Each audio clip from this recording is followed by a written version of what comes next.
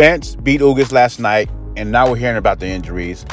Ugas has a right eye fracture, orbital bone, whatever you want to call it, broken ribs, busted nose. Those are the things that are reported. But at the end of the day, who cares? He will live and he will fight on.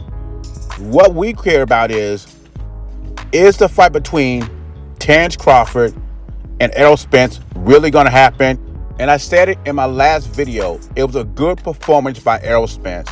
He busted Ugas up, his orbital bone, his ribs, and nose.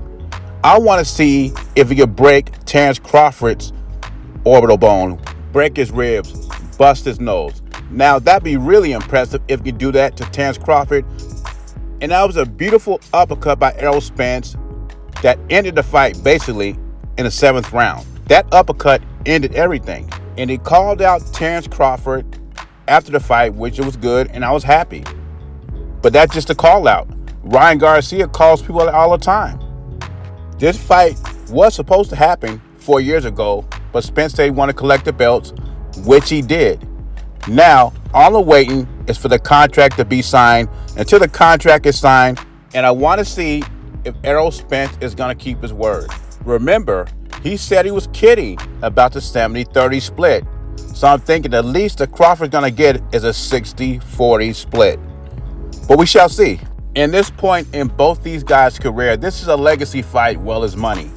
Crawford is trying to clean out his second division of his career, and Errol Spence is trying to clean his first division out. It would be a shame if Errol Spence, Terrence Crawford cannot come to agreement and Errol Spence moves up without the division being unified. Not to mention, this fight would be the biggest fight in 2022. And Crawford's a free agent, so there's no more side of the streets. No more talking has to be done. Like Terrence Crawford says, let's go. And I'm one of the boxing fans that are still skeptical that this fight's going to happen until it is signed. So I see the press conferences. Because there's been a lot of lip service in boxing in this era. And a lot of these fights didn't materialize. Some of the fights we missed out on, like Anthony Joshua against Deontay Wilder, where they were both champions. They waited too long and both guys end up losing.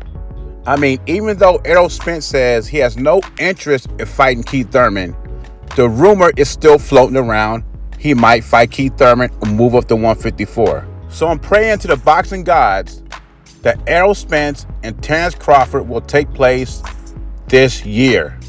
But I am not holding my breath. Leave your thoughts in comments below.